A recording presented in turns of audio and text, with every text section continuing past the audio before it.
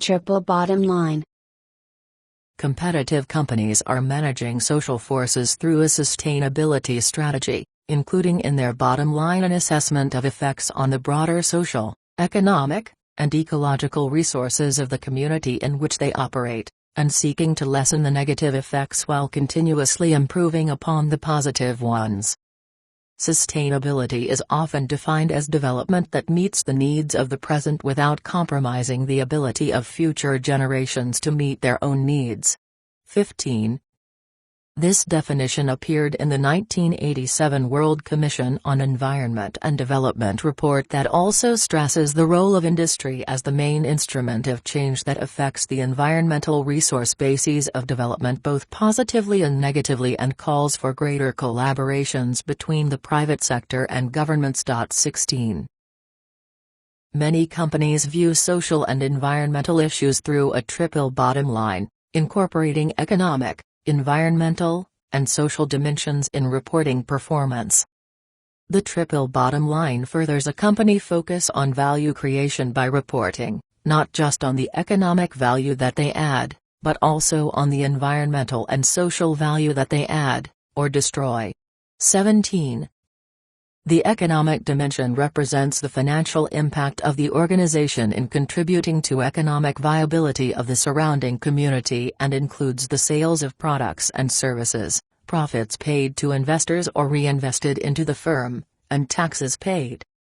The environmental dimension centers on the company's stewardship of natural resources and includes reducing waste that fills landfills and pollute waterways, reducing energy use and carbon emissions, and complying with environmental regulations.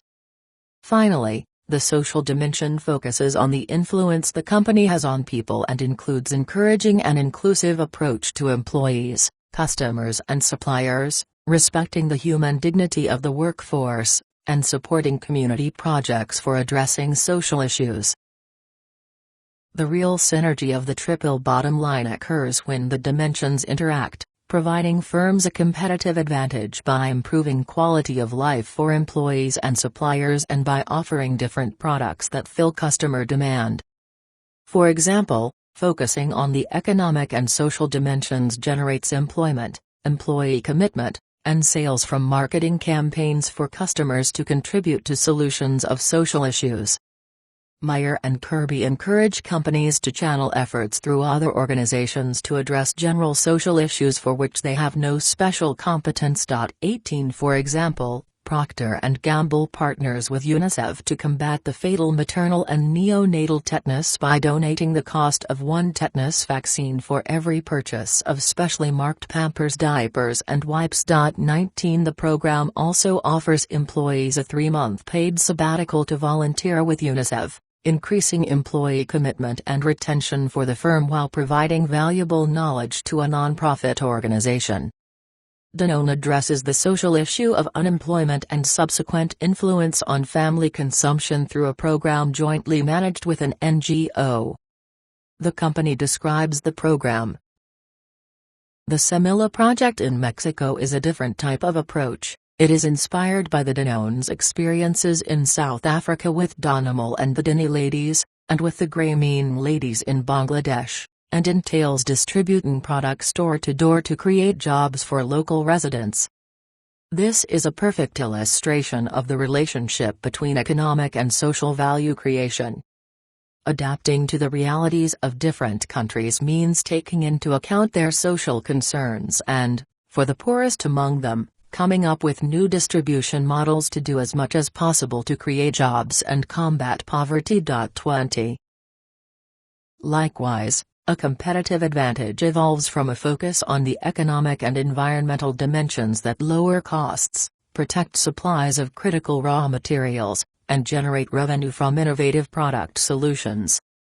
Perhaps the most visible economic outcome from environmental management programs is lower operating costs, including savings from greater resource efficiency and lower litigation or regulatory costs. 21 For example, Ecolab, Incorporated reports that resource efficiency efforts in plant operations save 6,500 gallons water daily, reduce material and waste removal costs by $320,000 annually from product scrap reuse, and $260,000 annually from better controlling chemical use in production. 22 companies realized that emerging environmental regulations can influence their production operations. An example of a company that anticipated government bans on lead solders used in electronics production is Hewlett-Packard, which invested in developing a soldering process that eliminated lead well before the July 2006 European Union's Restriction of Hazardous Substances Directive regulating the use of lead in electronics products. 23 Another outcome of responding to environmental issues is protecting natural resources critical to production of a product or service. For example, Danone identifies the environmental impact from increased agricultural food production as a major social force. In response, they implemented strategies to protect water resources by reintroducing clean water as waste, reducing water consumption, and collaborating with all organizations that promote the conservation and restoring of wetlands. 24